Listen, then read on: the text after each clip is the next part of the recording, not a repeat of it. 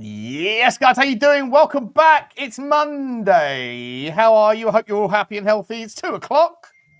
Get yourselves up. Get yourselves a cup of tea or whatever it is you're interested in. We've got football to talk about. What a weekend. What a weekend. And by the way, the Football Predicciones show, well, I'll be honest. I only just lost this one. Only just. It's unusual to see me second, but you know what? We're going to go through it. The results are interesting.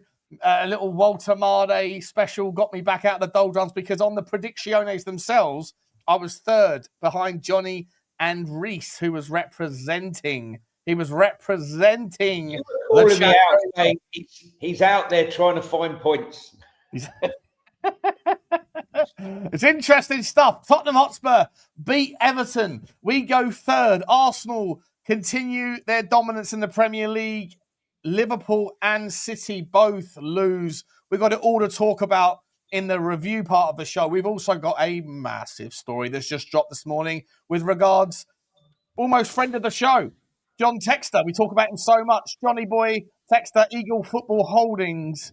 Well, he's back. He's trying to buy Wolves. Does it make sense? It kind of does on paper, but if you're looking behind the surface, you pull the hood up. If you look and see what sort of castle John Textor has over there at Eagle Football, it's one that's built on sand. Before I find out how Johnny's doing, guys, please do smash the like button if you enjoy these videos. Hit the subscribe if you haven't already. Notification bell button should be squeezed. And comment section should be activated. Get in there. Let us know your thoughts as we get into the show. By the way, also, last thing I'll say is if you are interested in Walking the Wipe and you'd rather watch this back, you can do so on Spotify. And also, if you want to hear us back at any point, maybe some sort of, I don't know, sweet lullabies, hearing Johnny and I bore you all to tears later on this evening and every day. You can find us on Apple Pods and Amazon too. I hope you guys can help us out in that regard. Give us a 5-star rating and a little follow over there. Johnny, how are you, my man? Good to see you. I am a little bit worse for wear today, can't lie. Set off at 8:45 for Everton, and I arrived home at around about 1:15 this morning. Yeah, but hey ho, 3 points. Igor Tudor sacked from Juventus, we just seen. Thanks very much, Sully, for that bit of news. We'll probably discuss that one. They're having a bad season. Yeah, first look at the Janet Dickinson Stadium, or whatever they call it. On my post-match review video, I called it the Dill Hickinson Arena by mistake. The Dill Hickinson, yeah. Well, the Janet Dickinson is, if anyone knows it, I think she used to be an actress or in the 80s, Janet Dickinson, blonde. I think that was her name anyway. But yeah, very nice stadium. I can't say it was very salubrious on the approach, but very nice inside the stadium. Nice to see a new stadium. Tottenham fans were epic, absolutely epic. Bit surprised because having been to Goodison Park, I haven't been for many, many years, but it was always, quite a raucous crowd. And really jumping and pumping. They were quiet, man. New stadium syndrome. Sure. Well, they didn't seem quiet in the first half, mate. When their goal was out overruled, they went up. And then from then on, every time we got the ball, the throw-in, the long throw. Well, we have to talk a little bit about the long throw-ins thing. As much as it's cool that we've got a bit of ammunition. And other teams do as well, probably better. Like you look at Coyote at Brentford, unbelievable bullet. His throw is arguably better than Rory Delap's was back in the day. But my God, my man, the amount of time it takes, the amount it's insane. They have to fix that. Watching. It's ridiculous, mate. It's ridiculous. Listen, Tottenham. If I was an Everton fan yesterday, I would have been going apoplectic at the amount of time that was taken up. You're talking 5 or 6 of them a half. There's at least 45 to 60 seconds from the ball going out before it gets back into play again. And then you only get 7 minutes at the end of the first half, despite the fact there's 2 goals been scored, a third goal that was overruled for, with the VAR thing. There should have been 12. If they're stopping the clock on the throw-ins, which they should be, to some degree, it's going to make the games last as long as a bloody NFL game, Johnny. It's that the throw-in thing it can't go on. It's chewing up so much time. Yeah, I mean, listen, someone's made a comment here. Keepers only get 8 seconds. Maybe throwing should be, limited in time. But look, I don't know what's going on here. I feel like I'm being transported to the early 1980s, late 1970s, that old football where it was hoof it up the pitch, long balls, long throw-ins, and all the rest of it. I think Tony Pulis would be, in his element here. I mean, Arsenal have turned into sort of elite Stoke, bring back Wimbledon. I mean, it has. I mean, I've never seen so many long balls in football bypassing the midfield. It's been a lot of changes. Also, Sean, there seems to be less of, because there's so many structures in football, it seems that there's less and less characters who are free to express themselves and do what they want. Do you know what I mean? They have to work within the structure. You got a free roll to go and roam. That's what used to happen with a Gaza or as a Hoddle or some of the other great players that have played the game in the Premier League and pre-Prem. But now it's all about structure and freedom. But yeah, football's changed a lot. But listen, the long throw, Sean, I don't have a problem with the long throws if it gives you an edge. Mate, sorry, dude.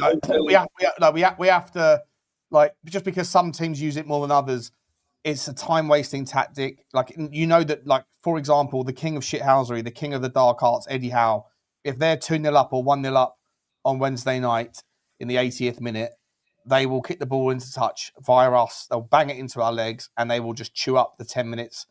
It has to stop, mate. It's the same, mate. For the betterment of the game, for all parties, there has to be a time limit on the throw-ins. It's madness. It's madness. Blake is saying, ban the towel, ban the throw-in towel. Maybe he's right. Ban the towel. I think Connor. Well, maybe that. But I mean, if the towel's available, the towel's great. But if the towel's not available, we did it yesterday. There wasn't a towel, so we had to go and find a towel. Like, what's going on? Did you see the throw?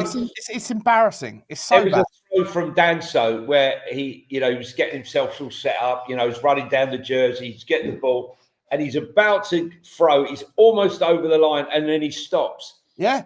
The entire stand. And then he points to the ref because they're having a melee in the box, and the fans are going mental. And rightly so, mate. You're paying £90 for a ticket. That's £1 a minute of football. And I reckon 15 minutes of them are getting chewed up by people that are drying their shirts. Listen, I'm a fan of the iterations of football and the new tactics as much as the next man. But it has to stop. It has to stop. They have to put a mid-season rule in. I'm laughing because Cantab says, I'm going to put this to the Spurs PR people. Cantab says, Spurs shop selling Danso towels. Yeah. Very good. Yeah, fantastic. Yeah, fantastic. I can just see that one. I can see that one. Yeah. Oh, but you know what might happen, though? You know what actually might happen? That smart clubs would probably have towels that have got more than just towel on them, that they've got some sort of absorb. Like a little bit of grip, a little bit of something else, some other fabric. I'm not a chemist, but something that's only reserved for the ball boys have them. Only give them to Tottenham players. Don't give them to the away team players when they want it. Give them the shit towels that have got, like oil on them or something. You know what I mean? Like it becomes a whole nother dark art that the game doesn't need. And I think it's a problem. It was good to see a new stadium. Very nice stadium. I hope Everton get to wear it. Spurs will always now be the first team to beat Everton at that new stadium. They can never take that record away from us. Yeah. And I wish them well to use it. I think David Moyes will probably steady the ship for this year, and then I think they'll part ways at the end of this season. I think they'll look for a more sort of flamboyant, maybe more free-flowing football boss. But we shall see. We shall see. It was nice to visit, though. It was nice to visit. Will you go back?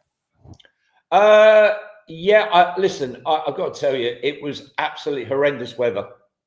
Horrendous. It was blowing a gale. The rain was coming down thick and fast. I don't know if you saw it on TV, how bad it was on TV, but luckily I was in the covered part of the stadium. I was going to say, people that were sitting in the first 5 rows were getting absolutely smashed on. Yeah, getting smashed. Get absolutely smashed on. I was like, you could have at least extended the covering by an extra couple of feet so that if the rain's coming in a little bit sideways, because they were getting. I was like, this is a brand new stadium, and they're getting absolutely pissed on, Johnny. I don't follow the rules, so I'm tier 2. I was for the first half, and I thought, nah, I'm not having this second half. Just before the end of the first half, I moved down to the wheelchair section. Yeah, just in time for Mickey's goal, and then second half. You actually? Yeah. You changed seats. I just walked down. I just walked down and just stand in the road. That's what you do. Yeah, that's what you do. Everyone was standing anyway, right? Everyone was standing, so it doesn't matter. You just go and like, well, what are they going to say to you? So I just stood there, and I was probably in a row 15, 16 from the front, and I was getting wet. Oh wow! It wasn't just row 5. It wasn't just row 5. But yeah, look, it was a fantastic weekend of football. And the great thing about this season is we are competitive. It's competitive. The results: Burnley, Sunderland, Leeds, all won. Yeah. All won. The teams that you automatically expect to really struggle, all doing well. The only thing is that it feels like it's Arsenal's title to lose this season. It really does. It's too easy for them, isn't it? Too easy for them. Let's you know what, mate, before we get into that, because what we'll do is we'll bring in we'll go through the fixtures and the results. Do you want to do the John Textor? Let's get the John Textor thing out of the way. I see you there, Ryan. Good to see you, mate. Have you seen the stuff about John Textor, Sean? Apparently he's put a bid in to buy us. Yeah, apparently he has. Yeah. And it's a wild story. It's a really wild story. I was aware of a lot of the details of John Textor, but I wasn't aware of as much of it that has been spoken about right here in this article. So I'll basically give you a brief rundown. I won't go through the whole thing, but I've just done a video on it on Sean Butler TV if you want the full gamut. Any of us that have followed, just to say that anyone who's been following Football Inc. over the last 3 months would have known that we've brought up John Textor many times before over the previous months with the dealings with Paris, Crystal Palace, Lyon, Botafogo, and links to Marinakis and the dealings they did in the summer with their players. Sorry, Sean, go on. Off you go, mate. That's all right. No worries. So, in a nutshell, he's put in a £400 million bid to buy Wolverhampton Wanderers. Now, let me pivot for a second here, and I'll show you the breakdown, right? So, it's a cash component of 200 million quid, and then, 150 million quid, and then 262 million pound in a quote-unquote rebooted version of Eagle Football Group. Basically saying that the owners, the current owners of Wolves, Fosun, would essentially get a slice of Eagle Football Holdings, and that they can all benefit then from Eagle Football Holdings style. And listen, would you want to be part of that, Sean? Well, I'll explain why Wolves fans shouldn't want to be a part of this, even though on paper, if you're looking at a team in the Premier League that would be the most obvious candidate to be a part of the Eagle Football Group's general rules, then it would be Wolves, right? Wolves, yeah. I think it's through George Mendes. Ryan, correct me if I'm wrong, but I'm pretty sure the super agent, it was George Mendes, who had this relationship with Wolves for the last 5-10 years, whatever, where so many of the top tier talent, young kids out of Portugal and out of South America, pre-Brexit and post-Brexit, were coming from those areas into Portugal and then coming into Wolves. Once they could qualify, they would get into Wolves, play for a year or two, and then they would move on elsewhere. You know, the Ruben Neves. There's so many of this. I won't bother with the list. There's so many unbelievable talents that have come through. And so that Hispanic contingent and the Portuguese, the Brazilian, the language, that all of that stuff makes a hell of a lot of sense. So that, like, on paper, Eagle Football Holdings mantra. So let me get rid of the story for a second. Eagle Football Holdings mantra. His whole raison d'etre these days is essentially to have He's got his Lyon team. He's got Molenbeek. He's got Botafogo. He had Nottingham Forest. And what he was trying to do was bring players from the Portuguese league via his MCO into Europe. Then when Brexit happened, obviously it became easier to bring players directly from South America into the Premier League. There was a sort of loosening up of the visa problems. They still have to have certain parameters met. A lot of these players have to have played some minutes for the international team, or at least played at a level. They have to be 18 years old, have to have had a certain amount of minutes in the first team. Yeah, whatever. I'm not sure of the specifics, but anyway, long story short, he sells his stake in Nottingham Forest for 190 million, 40%, valuing Palace at 400 million. Johnny and I were talking about this at the time, saying it seems rather cheap. Like, what's going on there? And it turns out, of course, that John Textor, I did a video about this, the biggest story in football no one's talking about. I did it about a month ago on Sean Butler TV about the fact that he's got ridiculous amounts of debt. I think we spoke about it on here as well, Johnny, right? He's got 27% interest rates, 20% interest rate, 18% interest rates on long-term debt via Ares Management, one of the Ares Capital. He's missed payments on, just to emphasise. He's missed payments on. He hasn't provided the company's house with the timely detail around their performances, and basically Ares Management could have basically sort of like just wound them up. Instead, they allowed them to have a year's worth of reprieve via something called payment in kind debt, which is essentially, it's almost mafia stuff where you basically say, yes, okay, I'll give you more time, but the juice is still running. And he owes like $80 million a year in interest rates alone on the companies that are listed under that MCO ownership, Lyon being the biggest, and then obviously Botafogo, Molenbeek, and Nottingham Forest was sold in an effort to put some of his money into Lyon to keep them away from League Two. So they're going to get relegated. Palace, you mean? Not Nottingham Forest. Sorry. He sold the stake in Crystal Palace. Sorry, my mistake. Sold the stake in Crystal Palace, gave a lot of the money back to Ares Capital, and the rest of it went to Lyon in order to get them out of trouble because they were going to get stuck into League Two. There was rumours out a little while ago, before the season started, that he was going to get into bed with Marinakis, and that Marinakis was going to front load him some money, and that Marinakis would essentially become the chief of a giant MCO group that would include Olympiacos, Nottingham Forest, and the other teams that Marinakis owns, and also incorporate all of that stuff. That was subsequently poo-pooed. That didn't happen. In the meantime, Nottingham Forest were the beneficiary of how many players was it, Johnny? 5 players? Five players. 5 players from Nottingham Forest. There's no relationship, just to clarify here, there is absolutely no relationship between Marinakis and John Textor, apparently. Officially. I think maybe Marinakis smelt an opportunity, and I think John Textor probably thought, like, if I get into bed with Marinakis and I'm already in debt up to my eyeballs with Ares Management, then I am essentially bankrupt. But he is essentially bankrupt. He literally is essentially completely screwed. The amount of debt that he owes every year is not facilitatable or sustainable or manageable under any of the profits or any of the ongoing relationships that any of those 3 clubs have. Molenbeek can't pay it off, Lyon can't pay it off, and neither can Botafogo, even though Botafogo are actually a pretty well-run organisation as an independent. Anyway, so that's the background. That's the background of the story. Then this story comes out today, and this is the story. Let me get away from that. So the reason why I brought up that sort of debt financing thing is essentially the offer to Fosun Group was, we'll give you some money, and then also the other 60% of the deal, you can have a slice of the Eagle Football Group.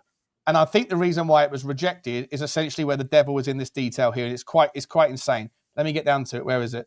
Can I add to Foxy? Sorry, just Foxy saying Textor is a nightmare, but it's not all bad. Botafogo went from being Serie B club to winning Serie A for the first time in 29 years. Yeah. Foxy, you're right, but how he funded that was to borrow money from Lyon. Yeah, he took 100 million quid out of Lyon to pay for Botafogo. And then Lyon he bought Botafogo players to help them win the Copa Libertadores with Lyon's money. Yeah. So and then we know what happened with Lyon. They were in trouble, and just so happens that a player on the loan from Nottingham Forest was the guy who committed the foul that gave Lyon a last-minute penalty that enabled them to qualify for the Europa League. And it was John Textor that it was Marinakis that appealed with his connection of John Textor that Crystal Palace should be thrown out. It's so interlinked with it all. But if you delve deep, you can see John Textor is a nightmare. No two ways about it. You know, he's a fraud, mate. He's a fraud that is literally robbing Peter to pay Paul. The same thing happened. I always forget which one it was. Was it MCP Capital or 777? I think it was 777 Partners that were exposed about 18 months ago. 777 Partners were a company that was once linked with maybe buying a stake in Tottenham Hotspur. Yeah. I think it was 777. And they were doing the same thing. They had this huge empire of companies. And then as soon as the auditors are zoning in on one company, they would move money from one into the other to make that house of cards look like it was built on, you know, like a foundation of cement. And as soon as the auditors would move away, they would move the money back from there to the next item. Like some of these MCO groups are outrageously fraudulent, outrageous. So anyway, but Johnny's right. And look, you're absolutely right as well, Foxy. The Botafogo story. I did a video on Shaw Butler TV a couple of years ago about the re-emergence of multi-club ownership models. It was all about Botafogo. It was all about John Textor. It was on Shaw Butler TV. It was a couple of years ago. Go and have a look at it. And like, he brought money back into the game. He brought reinvestment into the Brazilian market. So like, the story that he did over there is fantastic, but it's all built on a hell of a lot of shenanigans and robbing Peter to pay Paul.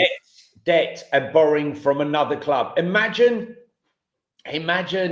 for example, said owner, ENIC, owned another club and they borrowed £100 million from Spurs to finance a team in Brazil to win the title that had never done anything. If you're sitting there going, why is it we can't go and buy our Adam Wharton or whoever, our Declan Rice? And it turns out that, I mean, it is already happening to a degree in that 100 million quid got taken out of Tottenham to pay for some property, to buy the land with the hotel and the Chick King and all that stuff.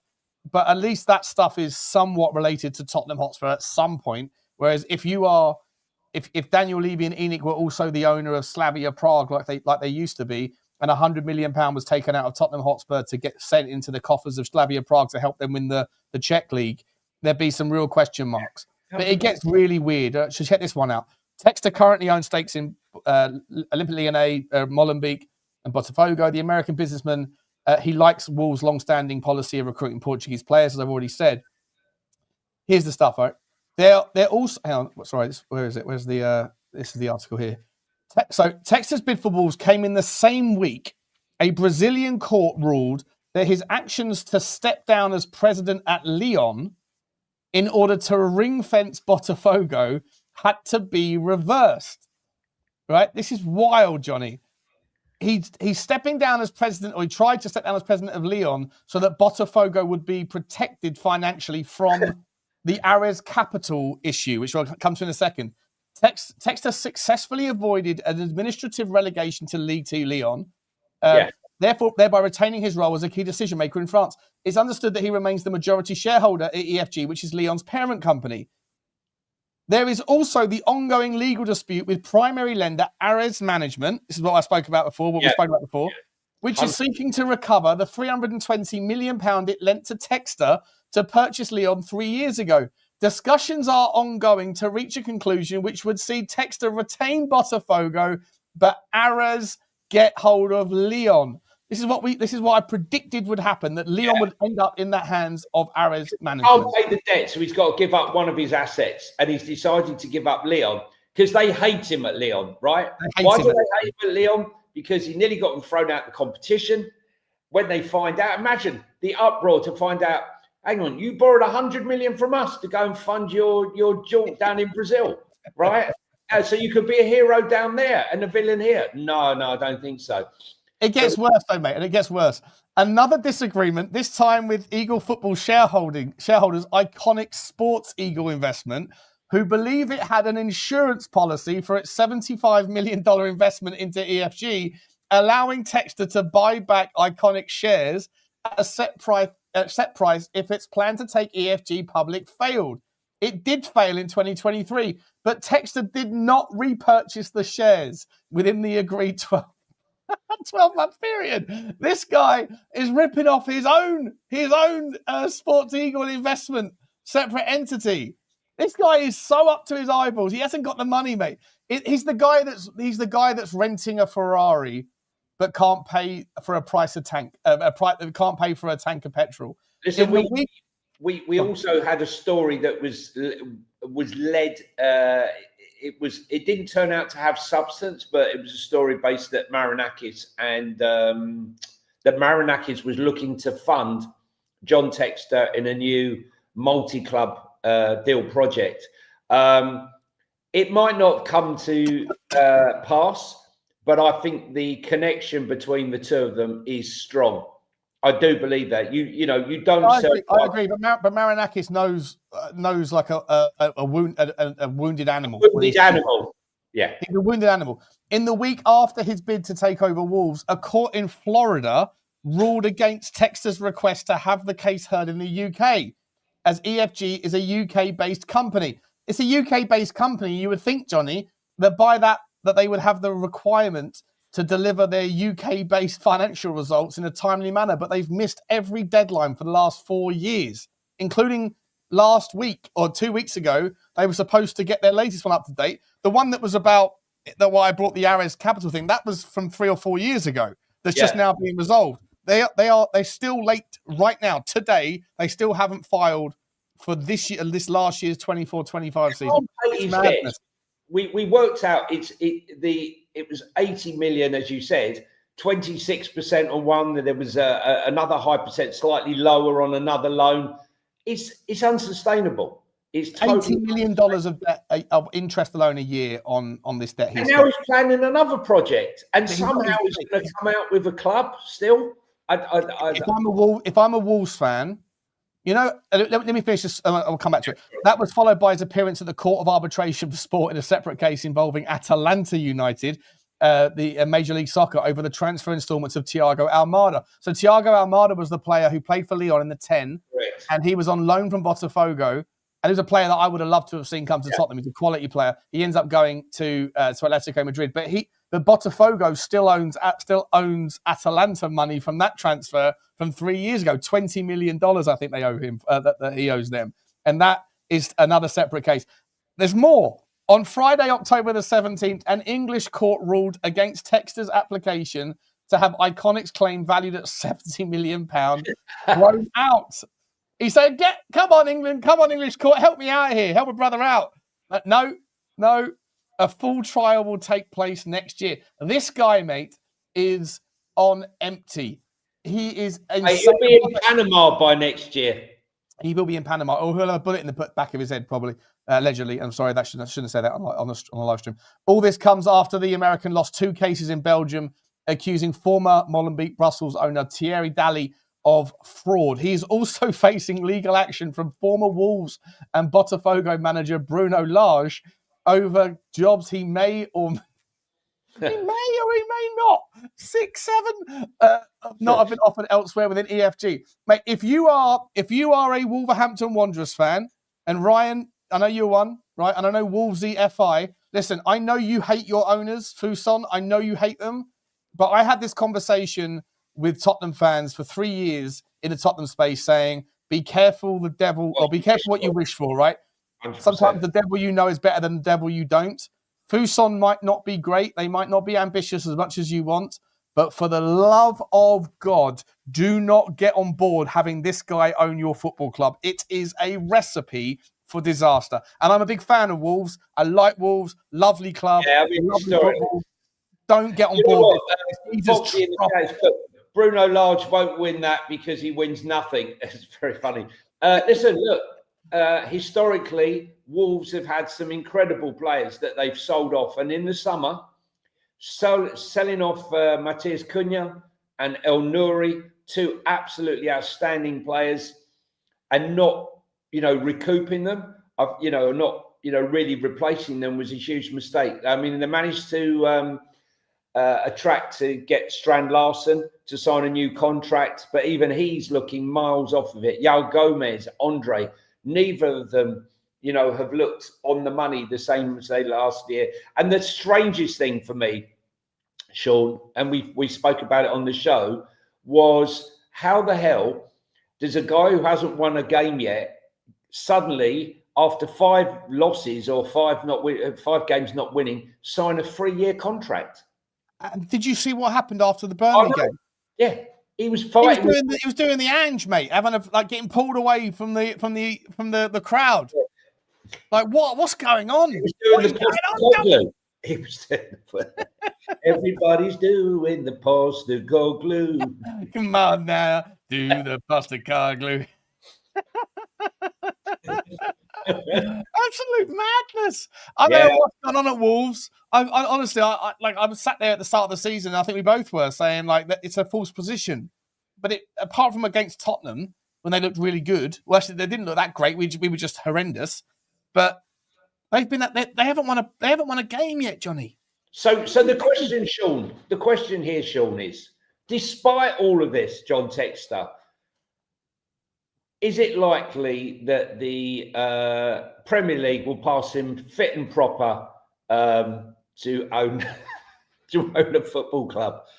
Because I honestly don't know how he passed the. I mean, why not? Everyone else has. It's madness, mate. The guy has no money. He is the guy that drives a Ferrari but doesn't have the cash to put any petrol in the tank. He's got so much debt. It's like a last roll of the dice. I'll borrow money from this guy. I'll pay back this guy. I'll borrow money from you to pay back you, and I'll borrow money from you to pay back you.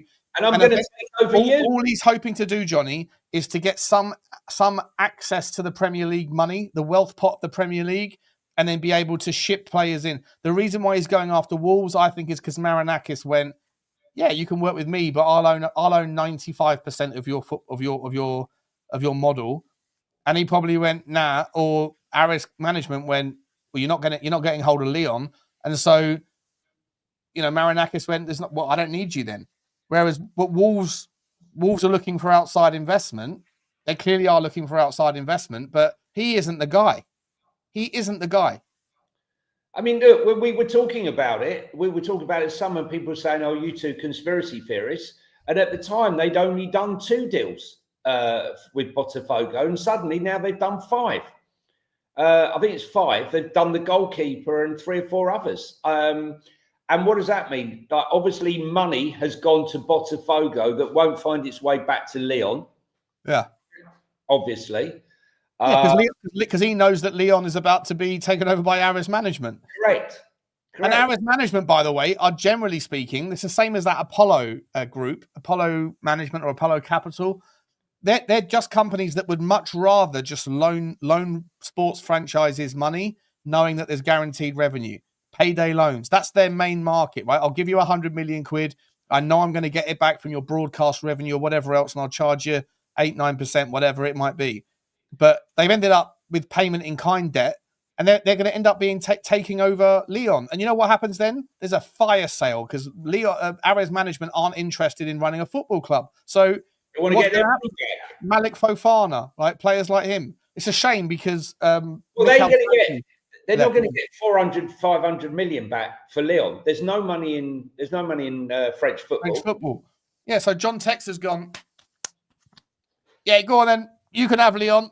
I'll just make sure I'm he's trying to ring fence Botafogo because he knows that Botafogo is where all of the value is. Well, there's money coming into South American football now. There's more and more money. And there's an abundance of talent that's emerging in South America that could always get sell 30, 40, 50 million pounds. As soon as you say Brazilian, even if he's the Brazilian Oliver Skip, right? He's going to go for big money. Just to say, right, to flip this on its head, to give you a polar opposite, you've got someone like Tony Bloom, who's done an amazing job at Brighton. He then goes out to Belgium and wins the Belgium League with, what's his name? Goulwar. Union St. Gulwars, yeah. Union St. Gulwar. Then he turns up at Hearts in the summer, makes a large bid, well, not a large bid, £30 million for a large stake in Hearts. And the locals say, who is this guy, right? What he already owns 2 clubs. What's this all about? And he comes out and he says, I'm going to break the duopoly of Rangers and Celtic within the next 3 years. And there he was, watched the game in the pub before I got to... I watched it as well. I had a bet on it. Yeah, and it was unbelievable. And the adulation that those fans were giving Tony Bloom after the game. He had the scarf around his neck. He was there with, I think it was his wife and his daughter. And the fans were... They absolutely love him. They absolutely love him. And what he's done is bought his model, data model to Hearts, and he's already working. He's found players from the Norwegian second division and the Portuguese second division, and they're absolutely smashing it out there. So that's a polar opposite of a guy who wants to succeed. He wants to make money, but he wants to make money doing it the right way. Whereas you got this... He's someone that's like clued into how the world works in 2025. You know, I'm sure he's like a master of him and his team. You know, it's like he's like the Elon Musk of football owners, because he understands data, he understands technology. He probably knows that there's like an AI tool. He probably has some engineer somewhere that can, you know, train an AI tool using the ChatGPT 17 model on how to figure out the next iteration of whatever the fuck it is that he does. Whereas you've got this other guy who's just like, I want to, you know, borrow money from here and hopefully figure it out with old school tactics. But you end up getting bullied and buried by people with high debt. Tony Bloom doesn't operate that way. He's very smart guy. He's an unbelievable guy. Listen, I've been very lucky to. I've been invited down twice to the ballroom at Brighton by his brother. Funny enough, Darren. Right, and if you were to meet the two of them, you would think Darren owns his brother owns the business, right? And he's the mastermind of it all. In a nice way, he's a lovely guy, and he really knows football. And I would sit there in the ballroom, and then we go out to sit in the director's box. I would sit with him in the director's box. Where's Tony? He'll go and sit with fans. He'll go and sit up there. He goes and sits with the stands in the way end, right? He's a football fan who's a genius with numbers and data. For those who don't know, he used to be partners with Matthew Benham at Brentford. That's why they've both got, you know, really good, great data models. But he's an unusual. They weren't just friends, mate. They should make a movie about that story. By the way, those two were best friends from high school. Yeah, grew up. One of them worked for the other one as a director, and the other one was owner. I think Matthew Benham worked at Star Lizard under Tony Bloom, and then they had an almighty fallout, and then they both went "fuck you" to each other. And the other guy, Matthew Benham, ended up setting up basically a competitor to Star Lizard, and then buying Brentford. And both of those teams have had relatively the same amount of success, relatively the same trajectory, relatively good in the same departments, and relatively come from the same backgrounds. And they hate each other. I don't know why Brentford and Brighton haven't got a rivalry based on their ownership story. They probably do. Be a movie.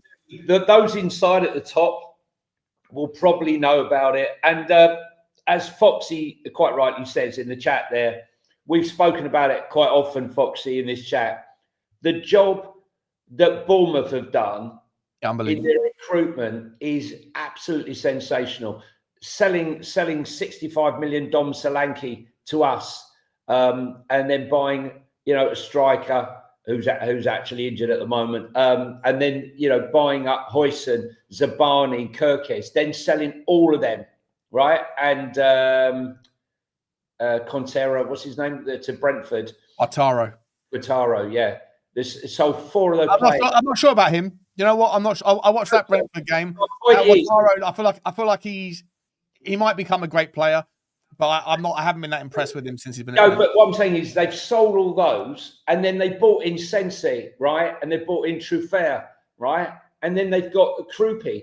Now we've got Spurs have got two French under-21 internationals that can't score a goal between them, and El Krupi at 19, who plays alongside them, is looking an absolute gem already. They've done fantastic business, and to be sat second in the table is a marvelous achievement. Unbelievable. But yeah, just to round off, guys, we've got a lot more to talk about. We're already 40 minutes in. Just to round off on that story with regards John Textor. So if you are a Wolverhampton Wanderers fan, then my recommendation is to resist the John Textor temptation. Even though on paper, I do think that if it wasn't for him and his problems, the idea of linking up his relationships in Brazil with a club that has a history of bedding in Portuguese speaking talent, I think it makes a lot of sense on paper. But the guy's debts are just massively trouble. Yeah, I was going to say, mate, Francolino Jew scored twice. Was it again or was it twice? He's absolutely, mate. The guy's an absolute beast, mate. He's a fast, physical specimen, and what a player! Anyway, the Don's watching. Let's hope the Don's watching. Yeah. I put a video out on the Spurs Talk Show WhatsApp group about back in September. I think it was about him. And people will say, "Oh, who is this geezer?" I was like, "I don't really know. I just sort of stumbled across him. But he's doing it in the Europa League as well. It's not just the Danish league. He's doing it in the Europa League, and that's a big test." Johnny, shall we start talking about some of these games? Just to say, guys, if you're in the chat and you're watching this show, and loads of you watch it, we really appreciate it. But so many of you watch the show and don't hit the subscribe button. Please hit the subscribe button. Doesn't cost you anything, doesn't hurt a bit, but it helps us grow the channel because that's one of the metrics. Also, if you could hit the like button, all these things help the algorithm, help us channel grow so we can bring you more content and so forth. We hate to ask, but it's all part and parcel of growing the channel. 100%. Smash the like, subscribe button, and get over to the podcast as well. Johnny, you want to do some predictions and also some sort of review games? Yeah, 100%. With that, then, guys, it's time to do this. Who's gonna win this weekend? Gotta predict the scores. Gotta be Nostradamus, picking wins, losses, and draws. Who's gonna win this weekend? Gotta predict the scores. Gotta be Nostradamus, picking wins, losses, and draws.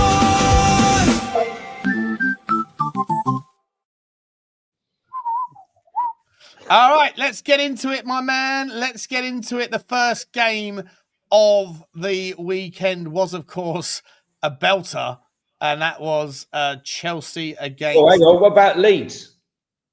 Oh, hang on. Yeah, sorry.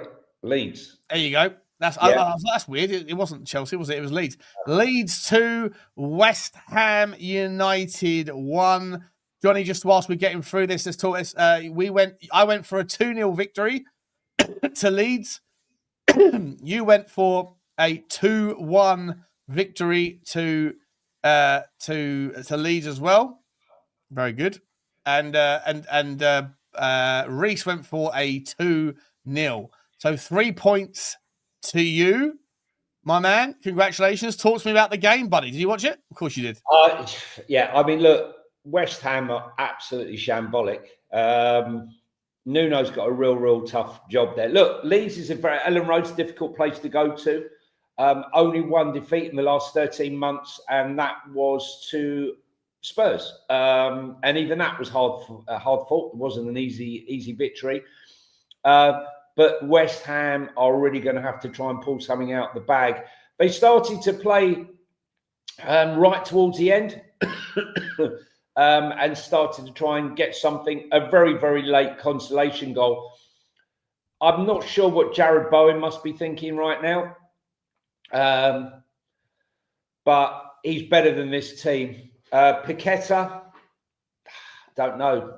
He looks far removed from the 50-60 million. He does not have the pace, I believe. And I don't believe it's becoming a self-fulfilling prophecy now that I don't believe these players believe that they're good enough to stay up at this present moment. Whether or not Nuno can do something about it, I don't know, because as we know, he plays a more pragmatic counter-attacking football. So I thought personally that with Jared Bowen and Somerville, solid counter-attack, they might have a chance. He's got a lot of work to do, Sean. He does indeed, mate. It's looking at the table right now. Leeds United on 11 points. Can you see that on the screen? Is it on the screen? Yeah, we go. Leeds United, 11 points. Yeah. West Ham, 4 points, mate. 7 defeats, only 1 win and 1 draw. The only team. I mean, look, who would have thought? I mean, actually, I think we predicted this, didn't we, Johnny? We said at the start of the season that there's every chance that the 3 teams could do very well.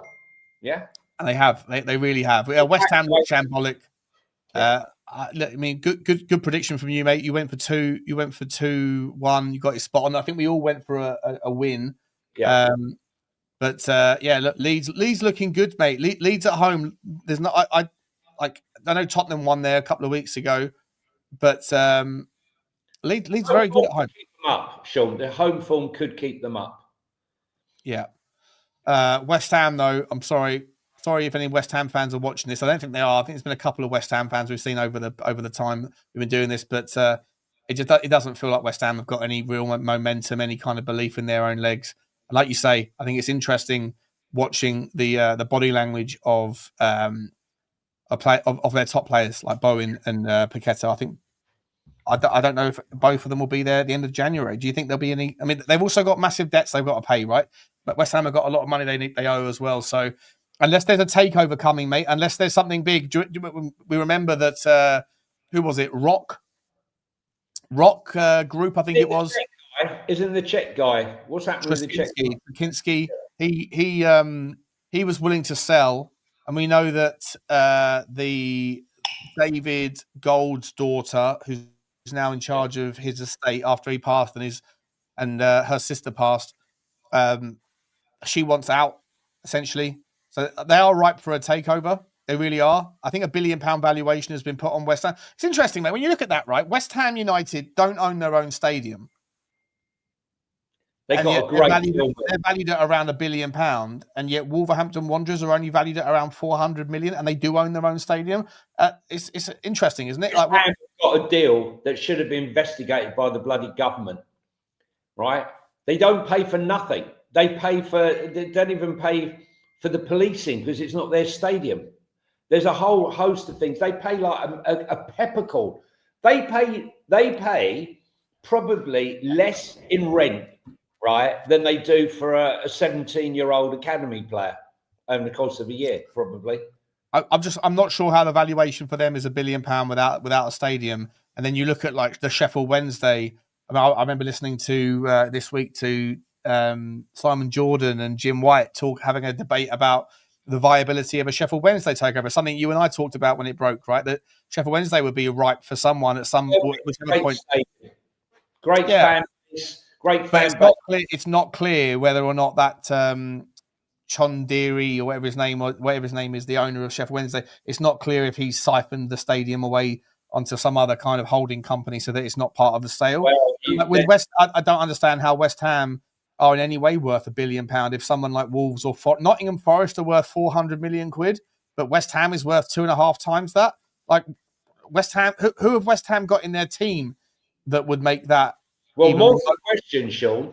The fact that they pay no rent, they pay bugger all for the running of the stadium, which is probably the biggest expense of a football club.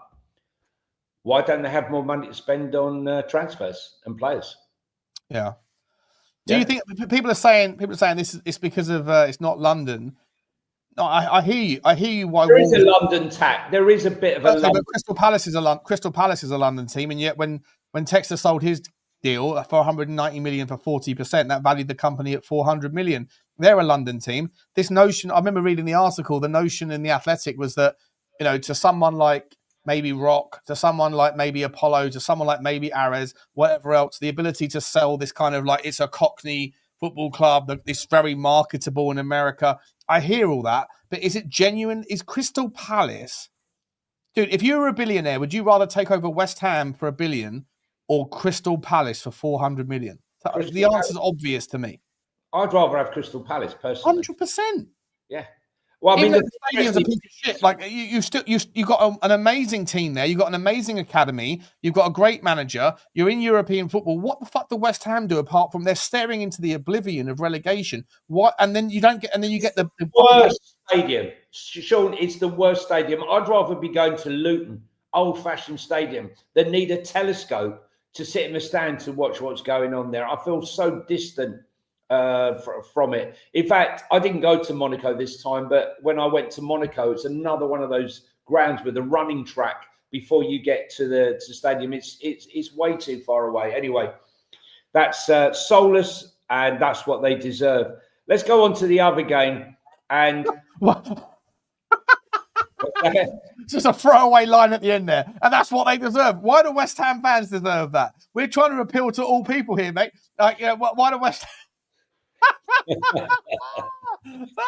Johnny! You're turning away them at droves. Why do West Ham fans deserve that? It's not their fault. It's not their fault. Their owners are absolutely. Listen, look. At the end of the day, I'm sure if you ask the majority of West Ham fans, they'd rather be at Upton Park. Yeah, of course. And I'll be honest with you. If you asked a lot of Spurs fans, White Hart Lane. Be at White Hart Lane. 100%. Yeah, the old school.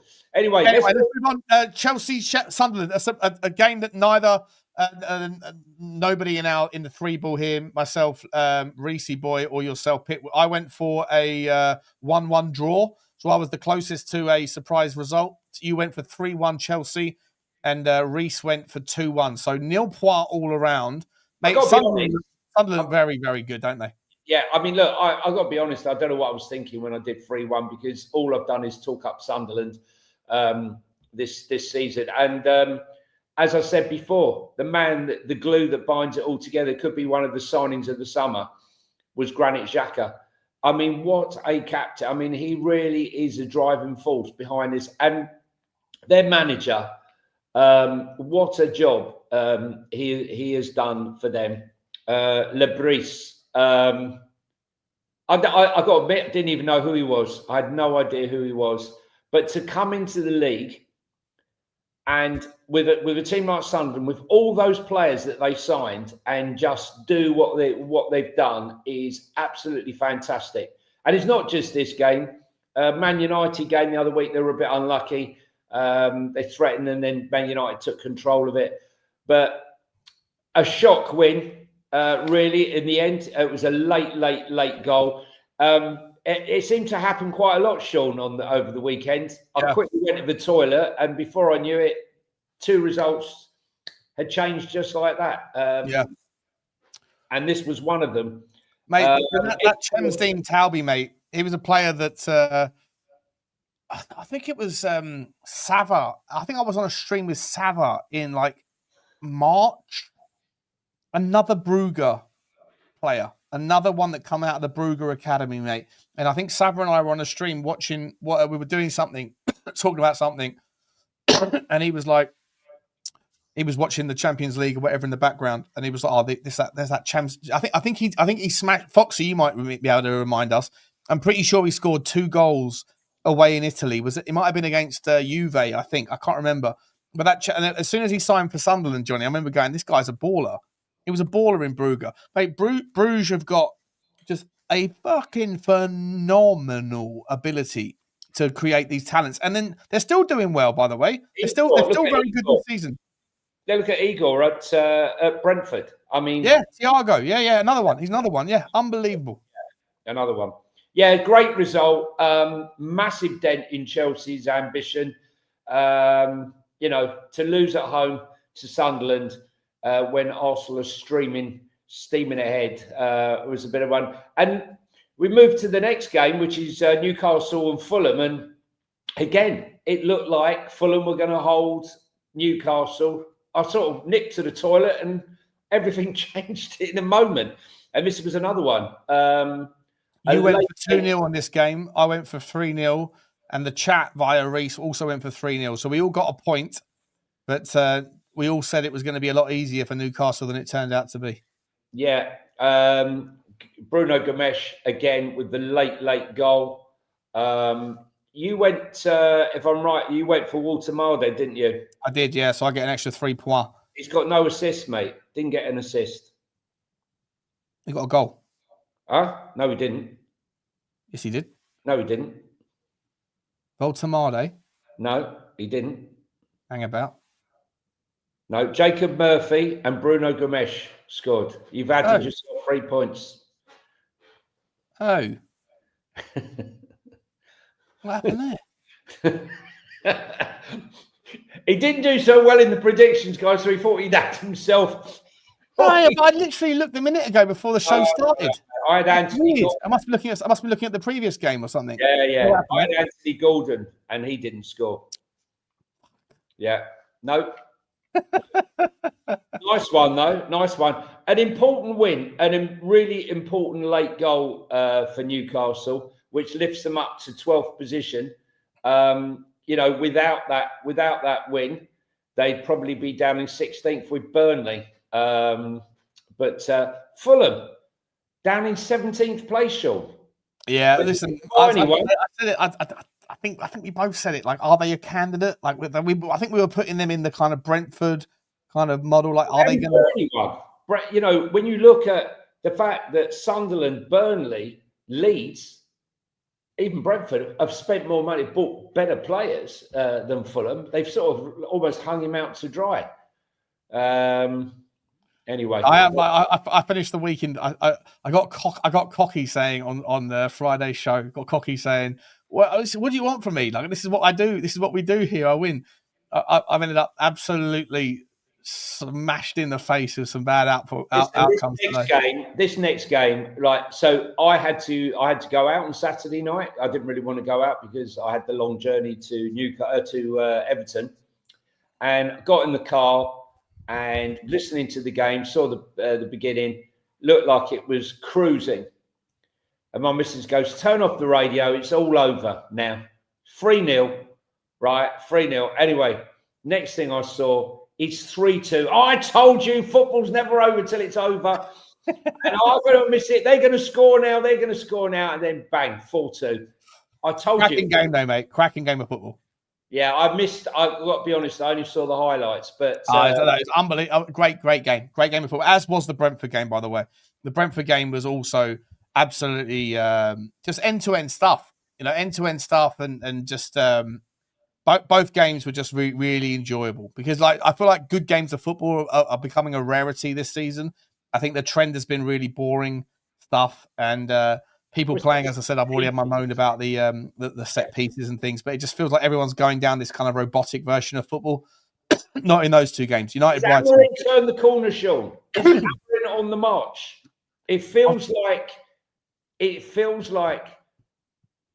Cunha and Buemo, Fernandez, they all look to me now that they want to, mate. They want it's turning a corner. It's like they got like free road ahead of them. They don't have. They're out of two competitions. Well, this is it. One game a week, just like like Bournemouth, like this. Look, we saw with Newcastle. Okay, when they had one game a week, they did very well. The one season that they had where they had Champions League and the league, they struggled. They really did struggle.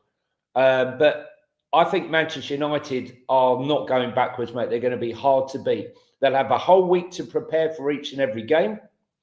When you look at the fact that,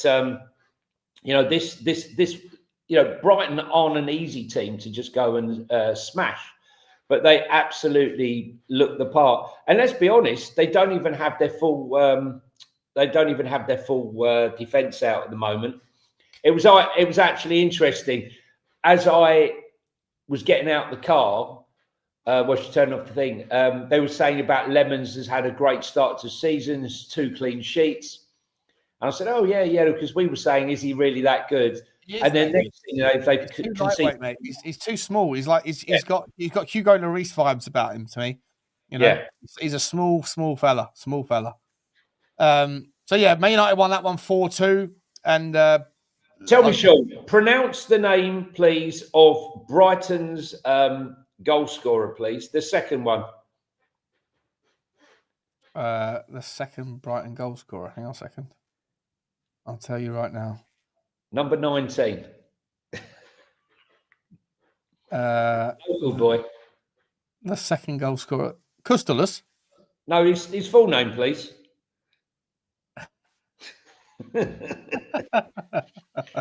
Charalampos Kostaloulis.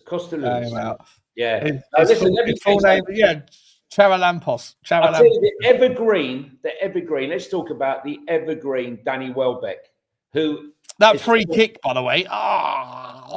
Unbelievable. We thought he was done and dusted. You know, swan song down at Brighton, end of his career, go out peacefully, maybe end up in America or Saudi or whatever. Quality player. And he's still banging in the goals, still doing it week I in. always think he reminds me a little bit of Dizzy Rascal for some reason. Dizzy Rascal. Yeah. Let's go on to the next game.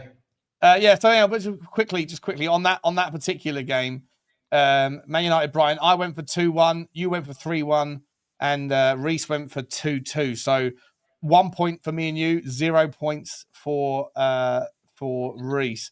Brentford Liverpool, we all went for you went for a draw, you went for 2-2. Okay, which close, was mate, very close, unlucky. I went for 2-0 Liverpool, and Reese went for 3-1 Liverpool. So nil point across the board there. Brentford, unbelievable. Liverpool, all at sea. Mate, their defence is shambolic. You said it all year. Spot the fuck on. They are all over the place, mate. Virgil van Disney looks like a fraction of the player that he was 12 months ago. It's insane. But is that because he's playing with a guy whose mind is somewhere else and he's having to cover for everybody? Or is that I don't know. I just think that, like, I watched someone on Instagram that was doing this breakdown of like Virgil van Dijk saying he's got the best PR in the game because he's always been someone that is either a bully or he's very, very good at what he does. But because he's playing in a Liverpool team that doesn't have to defend that deep or that, like, he gets away with so much because he's not needed to do the things that a lot of other teams' defenders need to do. But this season, he's being exposed as the basic level defender that he is. And I'm like, that's a bit harsh. But sometimes you see him right now and go, maybe there's a point, mate. He looks so alien. It's like he's had a lobotomy. I can't figure it out. Him and Kanate, both very, very good offensively from set pieces, brilliant in the air, etc. But when the ball is played fast and quick around them, they're not as enough. Well, I don't know what it is, man. I'm not close enough to the Liverpool team to. Well, there's a problem there, you know, and I honestly think that the recruitment guy should be sacked for spending that amount of money and not addressing the one part that someone like myself identified. You know, I should not be the one identifying it. They should be identifying it. But the guy you said you're not impressed with, Katara, who's just got there, scored a goal. Yeah. And also the smooth operator scored again. Sade. Yeah. Another, you know, he's added finishing to his pace. And the guy who I think is an absolute beast, Igor Thiago. He's amazing. Amazing. Yeah. Bruges guy, right? Yeah. I mean, he's done a fantastic job, Andrews. What a manager, yeah. Used to work for Sky, right? Did a bit of work for Talk Sport and thought, no, you know what? I'm going to go into football. He was a set piece guy as well, wasn't he, before? Yeah, he was their set piece guy. But, you know, our set pieces have improved. But listen, the throw, that Coyote, yeah, sorry. His throw is better than Rory Delap's used to be. It's faster. And it comes in like a bullet. He launches it from about 7 foot, because I think he's about 6'1" himself, right? So he launches it from about 7 foot tall, 7 foot in the air, and it has an arc that barely gets above 8 foot. It just comes. It's unbelievable, mate. Yeah, it's not one of those long. Yeah, but I like. There was points in that game where I'm like, it must be exhausting to do it or something, because it doesn't feel like any of the people that are doing the long throws really enjoy doing them. You see, like Danso, when he's doing it, he's like, oh god, okay. Like And Coyote was kind of like to say, "Yeah, go on, someone else do it. Someone else do it." It must be very taxing on the body to do it. But Coyote's throw, mate, is off the charts. You know what? So Every club. I was saying, funny enough, because Brentford have always used the long throw. They didn't have him, but they used the long throw. And I said, oh, there'll be an audition. Thomas Frank, day one, right? We're all going to line up, see who can throw the ball as far as possible. And we never saw it. The only first time we saw it was when Kuti didn't play and Danso came in, that we saw the long throw. Oh no, it was when we played 3 at the back against PSG. Yeah, PSG. But you think now that every week in training now, anyone who's not using it will be lining up. Right, let's see who can throw the ball the furthest, because that's your new job. It's like special teams in the NFL when they bring on the special teams, right? And this guy's come up. It is special teams play, but that's the problem. That's why I'm all for it. I love it. Don't get me wrong. I love it. I love watching neutral games of football where someone's doing it. I fucking loved watching Coyote do it. It's amazing. But Johnny, NFL is a game that could be compressed into 20 minutes that gets dragged out over 3 hours because of the fact that there's like the clock stopped when all this shit goes on. In football, you're there for 90 minutes. You're paying 100 quid for a ticket or whatever. I want to see more than, for my 1 minute of football that I'm paying for that's costing me £1. I want to see more than a guy look for a towel to dry the ball. Like it's ridiculous how long it takes to get these guys set up to do these things. I was calling for Kevin Danso when we kept getting a corner. I was saying forget him. Bring Danso and let him throw the ball into the box. Can you not use one hand? You have to use 2 hands, right? Imagine if they changed the rule, and you could have a goalkeeper that would just do that launch like the geezer at was it Newcastle did the other week. Anyway, so that one finished 3-2 to Liverpool, to Brentford. And like I say, I think we all got 0 point on that one. The next one, mate, was Arsenal Crystal Palace. Yeah. Your boy Eze gets the winner there. I went for 2-0 Palace, 2-0 Arsenal. You went for 2-1 Arsenal, and Reese copied me the template merchant that he is. And I love you, Reese. Good, Reese. By the way, Reese is also Reese was saying. Do you remember on Friday? Reese was saying, Sean, just so you know, I'm averaging 13.5 points a week playing. He keeping track, and I called him out for it. He sent me an email. Showing me his workings. He's documenting everything, what we're doing and everything. It's quite brilliant. Big up to you, Reese, if you're watching. Track, guys. I'm glad Reese is keeping track of Sean's shenanigans there with his creativity, with his point scoring to himself. I'm documenting it all. You can check. You can audit me at any time. You can audit me at any time. But I literally before the show, I clicked up on the new. I must have looked at the previous game. Anyway, so we all went for that result, but none of us got the scoreline. One apiece. Gabriel, mate. Honestly, he's an absolute beast. Probably the best centre half in Europe at the moment. I know a lot of people going about Mickey and whatever, but his influence on the game, from defensive duties to attacking duties, set pieces, and the likes. One player who looks a little bit off it is probably Saliba, but I believe that Declan Rice went down with an injury in the first half and came off in the second, and Saliba was feeling something. It wasn't quite right. The thing is with Arsenal, everyone says if they lose Saliba or they lose Gabriel, that's it for them. No, not anymore. They've signed Mascara, who looks an absolute beast. He looks like he could step in tomorrow. They signed Hincapié, who can play at left back or left centre back. Their strength in depth is absolutely insane. But Eze is slightly different. Eze offers them more. They don't sort of have that player in the middle of the park, I don't feel. But, they still, look, incredible. Only 3 goals conceded, Sean, in 9 games. Yeah. Can they break the record? Only 8 shots on target against them all season. I know.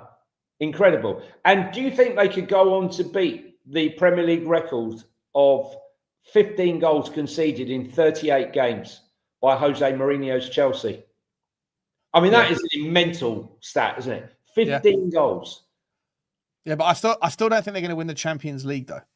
No, but do you think they can beat that incredible? Yeah, no, in the Premier League, I do. I think the game has become the game has pivoted to this style that really suits them.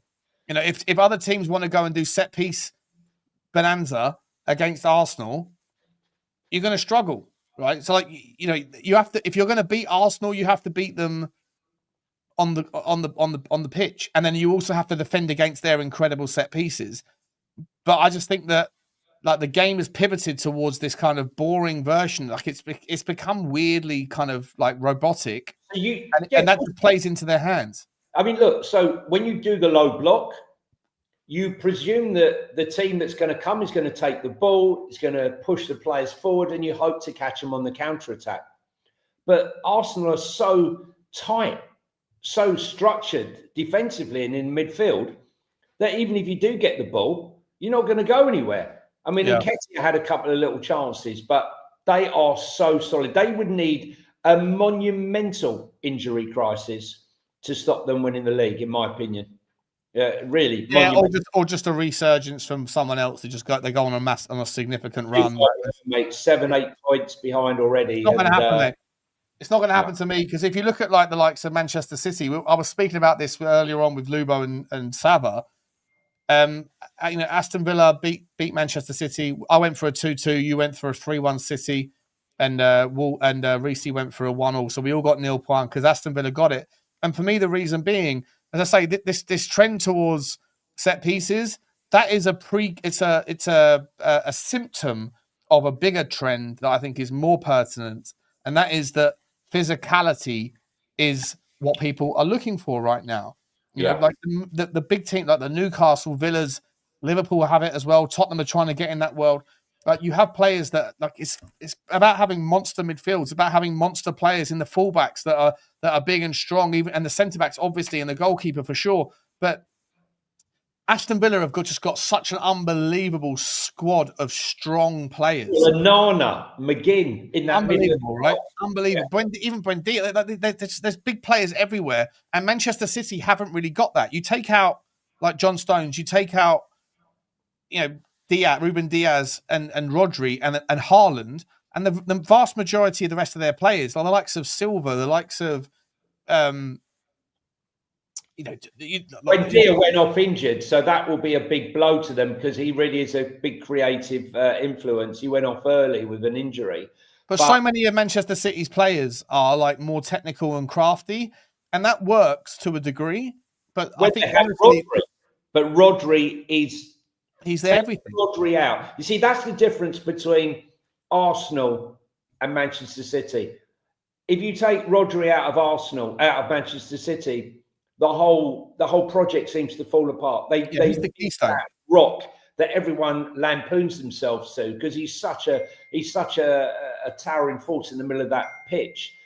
Now that he's removed, if Arsenal lose an Odegaard, a Havertz, a Rice, they still function.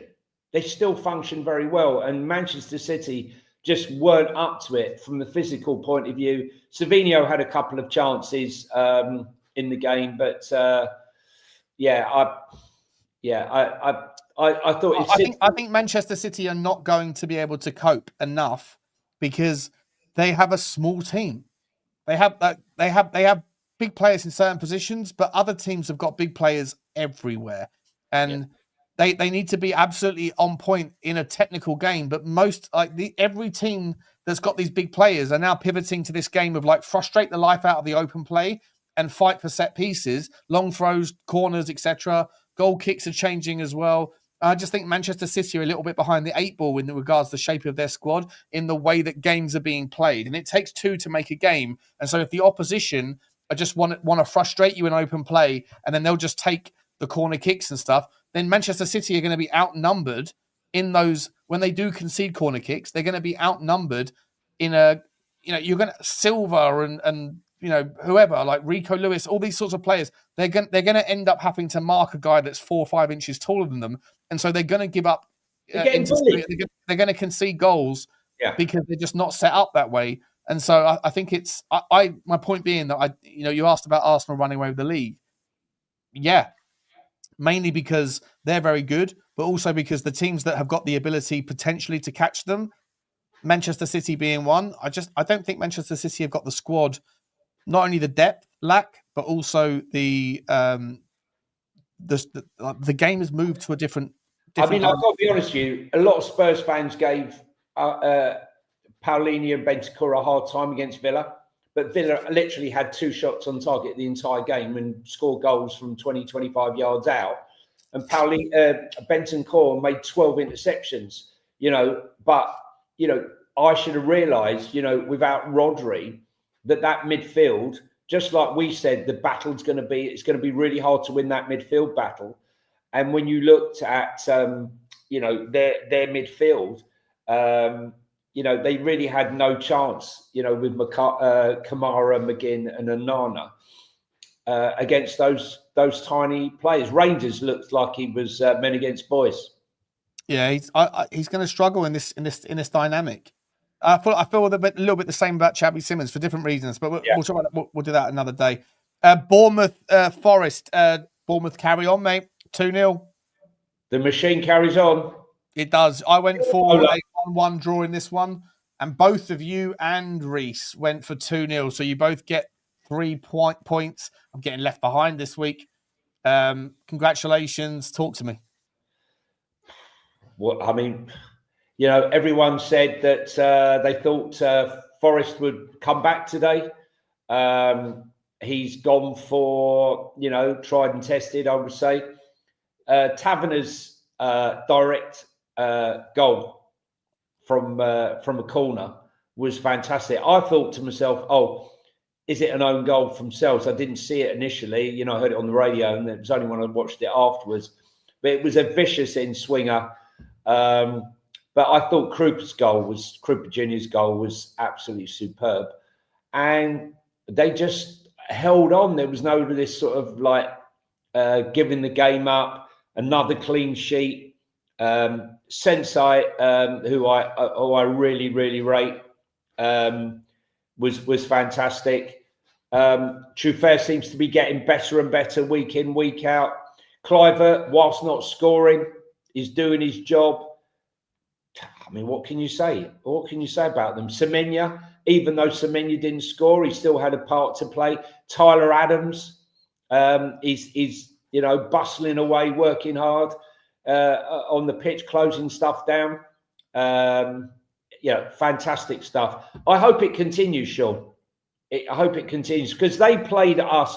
I know we haven't had great home form this season, but I thought Bournemouth absolutely gave us a football lesson. Hey, Bournemouth, it's not like Bournemouth have had an easy run. They played some really difficult games and they're still sitting second in the league, Like they've got an easier run coming up than most do. So, do I dare say long may it continue? No, I don't care. I think that there's so few Bournemouth fans out there that I can afford to say no to them. By the way, just so you know, I thought that I'd given myself 3 points for Voltemade. I'd also given Reese 3 points for Gakpo, but I was obviously looking at the wrong scoreline. So I'm not cheating deliberately. I've taken 3 points away from Reese's scoreline. And by the way, Johnny, I think that gives you your first victory of the of the week of the season. Congratulations! Long overdue. Let's continue. Wolves against Burnley. I went for 0-0. You went for 2-1 to Wolves. Reese went for 2-0 to Burnley. 0 point across the board. No, Burnley. He went 2-0 Burnley. He went 2-0 Wolves. Sorry, 2-0 Wolves. Oh right, okay. Yeah, so 0 point across the board. A surprise victory for Burnley. We've spoken about Wolves enough, I guess. So we'll sort of just. Was it a surprise? I mean, just quickly, was it really a surprise? I mean, he's bought a lot of players there. Was it 12, 13 players he's bought, Scott Parker? Yeah. Are they now blending in? A lot of players that we didn't really know. We're going to know about them. Fleming with a couple. and then Lyle Foster with that late goal. Maybe they'll become names that we talk about. They got that guy Florentino, mate. Florentino was a player that I spoke about from Benfica. Yeah. Quality player, and he's come on loan into the midfield in Burnley. I think he's going to be a really, really good asset for them. I really like Florentino. I quite like Maxime Esteve. I see how he progresses over the season. The defender. Let's see how he does. But I quite like him. And the last game, Everton Spurs. I think I went 1-1, didn't I, Sean? I can't remember what I went. You went 2-2. I went 1-1. And Reese went 1-0 Spurs. Well so done, Reese gets a point, and you and I get 0 point for being reserved Tottenham fans. Congratulations to Reese for having the bravity. Bravity's not even a word. The bravity. That's not even a word either. Yeah, bravity is a word. Whatever. Yeah. Reese done very well. You've done. Listen, 9 points for you overall. Reese gets 7 points for the chat. So you guys in the chat, you should be really happy because you know what? It's all tight at the top. I got 4 points. So Johnny's closed the gap by 5 points on me and by 2 points on the chat. And here's how we stand as we go into week 10. In third place in the table is Johnny with 52 points. In second place in the chat, why's my camera gone all weird? In second place in the chat, second place in the group is the chat on 59 points. So 7 points separates Johnny from the chat, and out in front, 10 points ahead of the chat is me in 69 points. Let me fix my camera 1 second. It can close up very quickly, guys, with getting someone to score a goal, which seems to be something that I'm missing. I think I chose the lap, and then he went and got injured. I haven't had much luck on that front. Just to say though, Sean, I had Mickey van der Ven in my fantasy team. Oh, yeah, don't worry. We're gonna go to that right now. As it stands in the Premier League predictions. Got me out of jail, let me tell you, because I was having a mare of a week. Well done, mate. Well done. He's done well for you. Let's have a look at the fantasy, shall we? Let's go. How do I bring this up? How do I get this up? Get rid of you. I think I'm 207 now. I'm sure someone in the chat will tell us where they are. I haven't used any of my tokens yet, by the way. Neither have I. Let's go to this bad boy. Where do I get to? How do I get to this? How do I do this instead? I'll do this. I'll cancel that. Remove. Stop screen. Share screen. Share. Application window. Stuart Conway did very nicely. I think we've had him in our chat. He scored 79 points, which was very nice indeed. Why can't I shut my on? What's going on there? Here we go. All right. So I fucked up again, apparently. Let's get this up on the screen.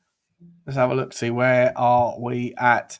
I got 29 points this weekend, apparently. Best not to talk about it, Sean. It's best not to talk about it at all. Mo Salah, 6 points. Yeah, it's bang average across the board, really. No one's done me any favours at all there. It was a tough week, unless you had Pedro Porro. My son had Rodon. Don't know where he pulled that one out of. He scored 13 points. Or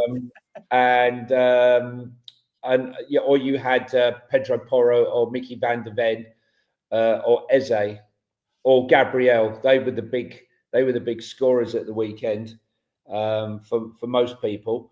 I'm still up in 207th position. We got a new winner, a new leader, raw and uncoachable, Eric Callison. Yeah, 609 points. Congratulations. Let's see what his team did. 69 points. He's obviously used his bench. He's used his bench boost as well there. Yeah. Some of them are like going early, Sean, on bench boosts and stuff like that. I tend to save mine for later on. You know, it's a marathon, not a sprint. I like to come late. Sometimes not at all. Bishop to the actress. Anyone we recognise? Noel O'Sullivan. Here he is. He's number 4. He got 56 points. Noel, congratulations, Sully. Congratulations, mate. Still doing very well in the league. How did you get those 59 points? Let's have a look. I use your bench boost as well, you sneaky little git. What about? And he had Joe Roden on the bench. Look at him. Oh, he must be gutted. No. I think he used his bench boost. Oh, of course, yes, he used his bench boost. Well done. What a time for you. Conway. I'm sure Stuart Conway comes in our chat. Chelmsford Walks, number 7. 79 points. And he kept his bench out of it. Where's the 79 points come from? Oh, Mickey van der Ven. And Porro and Eze. Wow. And Gabriel. Wow. Well, look at that. Look at that. Unbelievable. That is an unbelievable performance. And he still kept Mo Salah in there as well. Yeah, his defense managed to score him 43 points, 47 points for a defense. That's unbelievable. Fantastic stuff. Well done. And he had the guts to keep. I can't see anyone else in there that I recognise. In the Where top. are you, mate? What's your number? 207. I'm 207th if you have a look at my team. Yeah, we're going down to it now.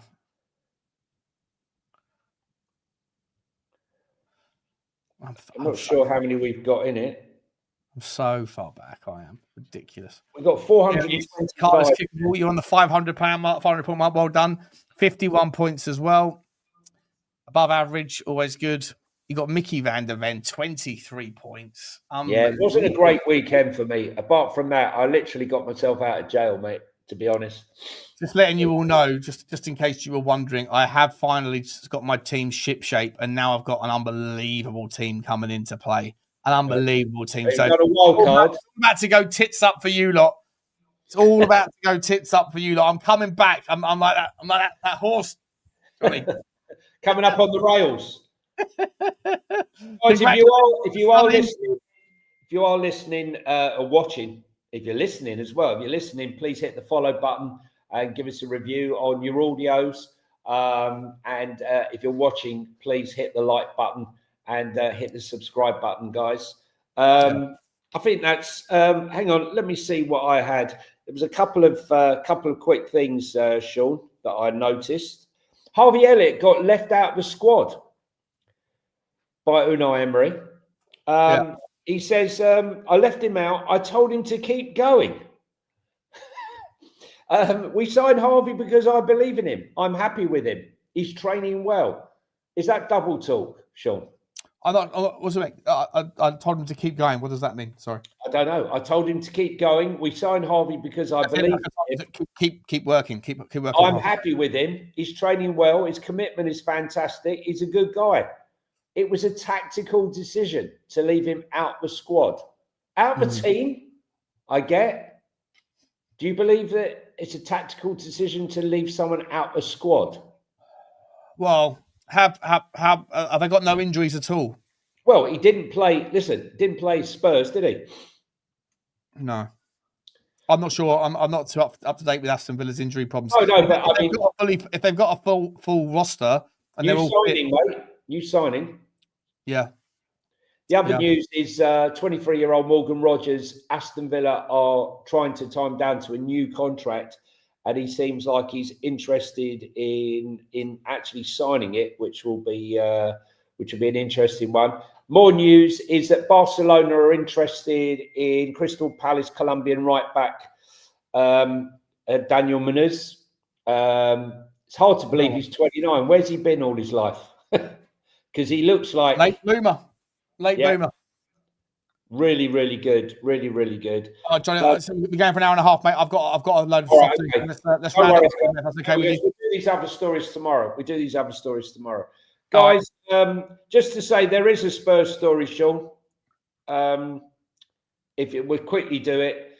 Tottenham scouts have been spotted at 2 of the Eintracht Frankfurt games watching Can Uzum during their defeat against Liverpool in the league game. but Frankfurt are reluctant to part with the 19-year-old, but could be persuaded with a bid of 70 million euros plus. Yeah, not going to happen. No, I can't see it. They sold 10. too many players. Too 10 many anyway. players. Don't need a 10, we need a left winger. Johnny, love you, man. Guys in the chat, thank you very much. In fact, I'm so sorry. How poor of me. Dino, I meant to bring this up ages ago.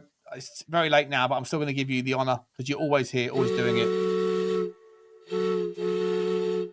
Appreciate you, mate. Choo to you, Dino. Always here, always supporting. I apologise for not seeing that earlier, mate, and bringing it up. But boys and girls, we're going to leave you there. And people keep asking about Van der Ven. I don't know. I've not heard anything about his injury. I hope that's not true. Really hope that's not true. Otherwise, we're in trouble. But yeah, we'll be back tomorrow. And appreciate everyone. Johnny, love you, man. We're back tonight, guys, at 8 o'clock on the Spurs 5 for our Monday night show. So please get over there and smash the subscribe. Hit the subscribe here. Hit the like button here. Also get over to the wonderful Johnny H3232 on Twitter and Talking Tottenham 1882 on Insta and TikTok. And you can get over to Sean Butler TV and Spurs Talk Show if you want to see more from me as well. And don't forget, we are on podcasts. Search for Football Inc. Johnny, it's goodbye from me. It's goodbye from him. Bye. Bye.